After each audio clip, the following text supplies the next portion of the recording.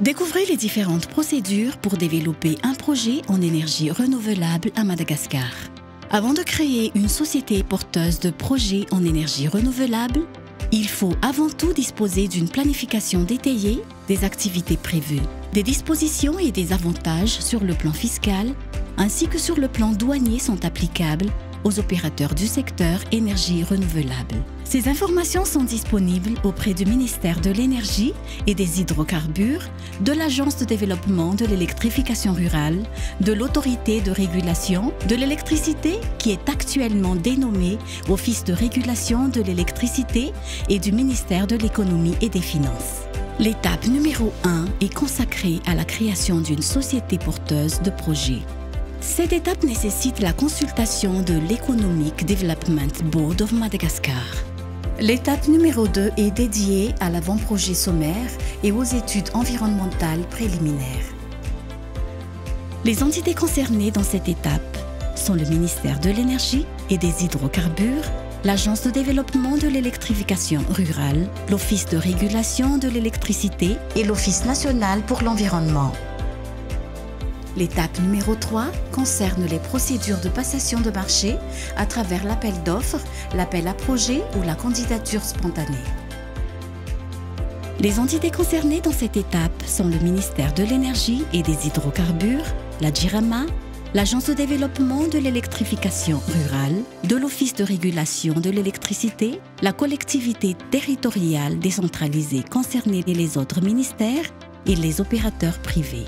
L'étape numéro 4 est l'avant-projet détaillé qui consiste aux études techniques, aux études financières, aux études environnementales et sociales, à l'établissement du listing des matériels, à la consultation du guide de procédure douanière, aux procédures d'importation. Les entités concernées dans cette étape sont le ministère de l'Énergie et des Hydrocarbures, le ministère de l'Économie et des Finances et l'Office national pour l'environnement. La suite de l'étape numéro 4 englobe la procédure d'acquisition du permis environnemental qui se manifeste justement par la présentation des rapports d'études d'impact environnemental et social, c'est-à-dire des questions relatives au permis environnemental délivré par l'Office national pour l'environnement. Soit il s'agit de la mise en conformité au programme d'engagement environnemental qui est délivré par le ministère en charge de l'énergie et le plan de gestion environnementale et sociale. Les entités concernées dans cette étape sont le ministère de l'Énergie et des Hydrocarbures ainsi que l'Office national pour l'environnement. La 5e étape consiste à la sécurisation foncière, c'est-à-dire à l'obtention de la délibération communale en suivant les procédures de déclaration d'utilité publique et à la disponibilité d'un plan de relocalisation des personnes affectées par le projet si c'est applicable. Les entités concernées dans cette étape sont le ministère de l'Énergie et des Hydrocarbures, l'Agence de développement de l'électrification rurale, de la collectivité territoriale décentralisée, et le ministère de l'Aménagement du territoire et des services fonciers. La 6e étape est relative au processus de contractualisation qui débute par l'élaboration des drafts des contrats selon le cas, que ce soit le contrat de raccordement au réseau, le contrat d'exploitation, le contrat d'achat d'énergie s'il y a injection au réseau public, le contrat d'autorisation ou de contrat de concession selon la puissance à installer, le contrat de distribution, l'instruction ou la procédure d'octroi de contrat.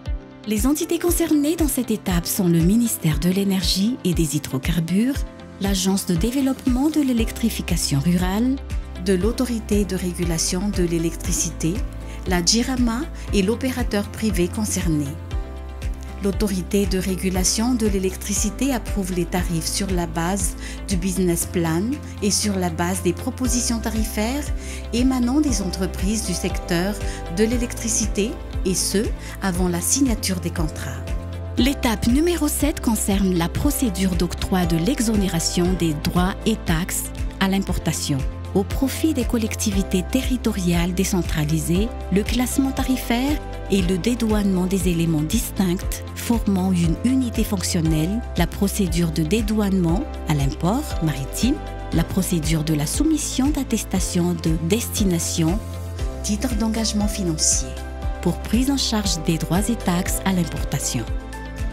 Les entités concernées dans cette étape sont le ministère de l'Énergie et des Hydrocarbures, le ministère de l'Économie et des Finances, le ministère de l'Intérieur et de la Décentralisation et l'Agence de développement de l'électrification rurale. La phase de construction entre dans la 8e étape. Elle consiste à la construction proprement dite, aux opérations de suivi et de contrôle ainsi qu'aux procédures de contrôle douanier. Les entités concernées dans cette étape sont le ministère de l'Énergie et des Hydrocarbures, l'Agence de développement de l'électrification rurale, le ministère de l'Économie et des Finances, l'Office de régulation de l'électricité et les opérateurs privés concernés. Cette 9e étape concerne la fin de travaux qui consiste d'abord à la réception technique effectuée par le ministère de l'Énergie et des Hydrocarbures, l'Agence de développement de l'électrification rurale. Ensuite, au contrôle de conformité effectué par le ministère de l'Énergie et des Hydrocarbures et l'Office de régulation de l'électricité et enfin à la délivrance de l'attestation de conformité par le ministère de l'Énergie et des Hydrocarbures. L'étape numéro 10 est relative à la phase opérationnelle ou phase d'exploitation. Cette étape requiert surtout des missions de contrôle et de suivi et met aussi l'accent sur la surveillance administrative qui sont effectuées par le ministère de l'Énergie et des Hydrocarbures, l'Agence de développement de l'électrification rurale et l'Office de régulation de l'électricité.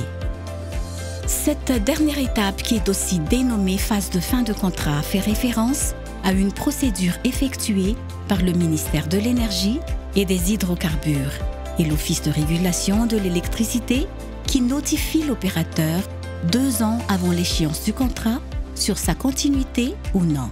Un inventaire des matériels est en outre effectué par le ministère de l'Énergie et des Hydrocarbures.